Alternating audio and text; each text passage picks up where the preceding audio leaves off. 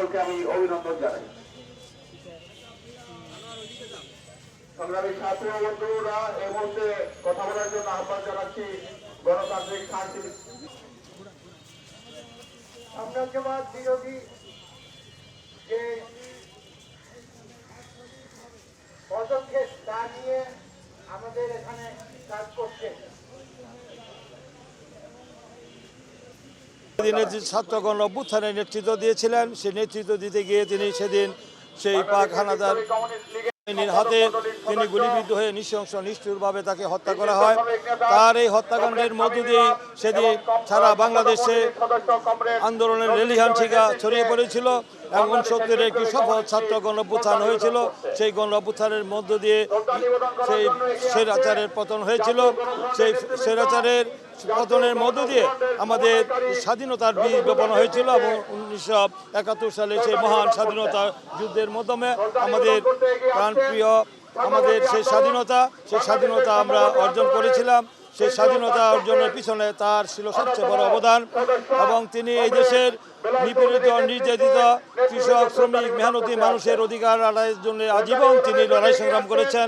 এই মানুষের মুক্তির জন্য তিনি তার জীবনকে তিনি উৎসর্গ করেছেন।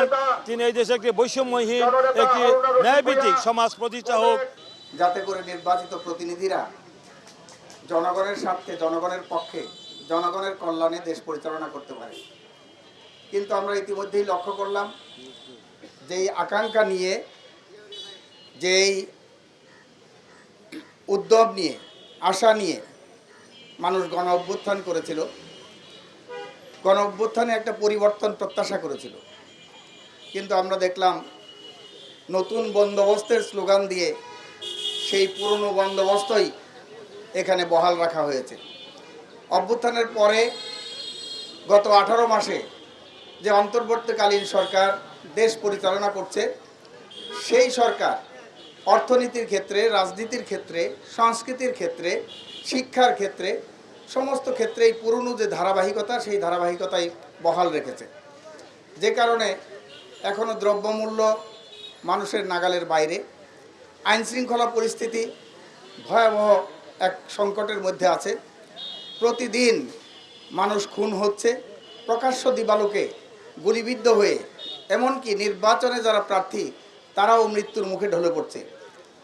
এখন এই অন্তর্বর্তীকালীন সরকার, সেই সরকারের যে এক স্বরাষ্ট্র উপদেষ্টা আছে, তিনি গত পরশুদিন বলেছেন যে গণ অভ্যুত্থানের সময় যে 400 থানা আক্রমণ হয়েছিল, আক্রান্ত হয়েছিল, সেখানে যে লুটপাট হয়েছিল, অস্ত্র লুট হয়েছিল, সেই অস্ত্রগুলো উদ্ধার করা যায় নাই। তিনি বলেছেন যারা অস্ত্র লুট করেছিল তারা নাকি সেই অস্ত্রগুলো খালে, বিলে, নদীতে তারা ফেলে দিয়েছে, কাজেই সেগুলো উদ্ধার করা যাচ্ছে না। এবং ওনাকে নাকি গ্যারান্টি দিয়েছে যে এই লুটের অস্ত্র এই ভোটের সময়ে সন্ত্রাসী কর্মকাণ্ডে ব্যবহার করা হবে না। উনি কোথা থেকে এই আশ্বাস পেলেন এটা আমরা জানি না। সংগ্রামী বন্ধুগণ, সে কারণে আমরা বলতে চাই, নির্বাচন যত ঘনিয়ে আসছে ততই দেশের আইন শৃঙ্খলা পরিস্থিতি আরও অবনতি ঘটছে। সন্ত্রাস, খুনোখুনি সেগুলো ক্রমাগত বাড়ছে। প্রতিপক্ষের উপরে হামলা করা হচ্ছে। এদিকে ধর্মীয় এবং জাতিগত সংখ্যালঘুরা তারা চরম নিরাপত্তাহীনতার মধ্যে ভুগছে।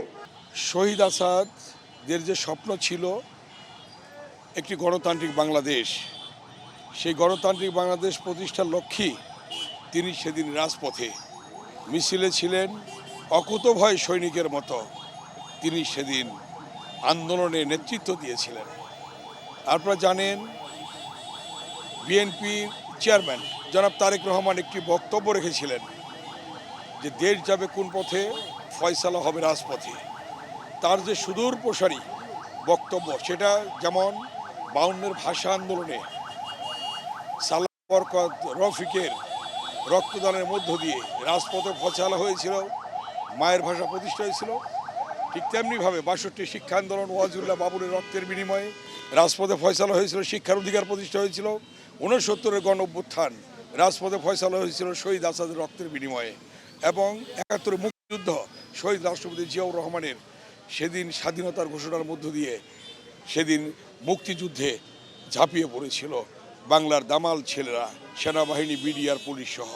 এবং পরবর্তীতে আপনারা দেখেছেন 90-এর স্বৈরাচার বিরোধী গণতান্ত্রিক আন্দোলনে সেদিনও রাজপথে ফয়সালা হয়েছিল নূর হোসেন, ডাক্তার মিলন, জিহাদের রক্ত দেওয়ার মধ্য দিয়ে। এবং সর্বশেষ 24-এর যে গণঅভ্যুত্থান, সেদিনও হাজার হাজার ছাত্র জনতার রক্তের বিনিময়ে সেদিন রাজপথই ফয়সালা হয়েছিল। অতএব তারেক রহমানের যে সুদূর প্রসারী বক্তব্য, সেটাই প্রমাণ হয়েছে এবং তার যে দেশপ্রেমের উজ্জ্বল দৃষ্টান্ত, সেটাই প্রমাণিত হয়েছে। সবার আগে বাংলাদেশ, এটি আমাদের আজকে সামনের দিকে এগিয়ে যাচ্ছে। আজকে বাংলাদেশকে গণতন্ত্রে ফিরিয়ে আনতে হলে নির্বাচনের বিকল্প নেই। অতএব বাংলাদেশে একটি সুষ্ঠু নির্বাচনের মধ্য দিয়ে বাংলাদেশ আবার গণতন্ত্রে ফিরে আসবে। এবং আজকে জনগণের ভোটাধিকার প্রতিষ্ঠা হয়েছে 24-এর গণঅভ্যুত্থানের মধ্য দিয়ে, এবং সেই নেতৃত্বে ছিলেন বিএনপির চেয়ারম্যান জনাব তারেক রহমান। সেই লক্ষ্যেই আজকে জনগণের ভোটাধিকার আমরা ফিরে পেয়েছি এবং একটি সুষ্ঠু নির্বাচনের মধ্য দিয়ে জনগণ তারা গণতন্ত্রের যে আকাঙ্ক্ষা ছিল, সেই আকাঙ্ক্ষা বাস্তবায়ন হবে।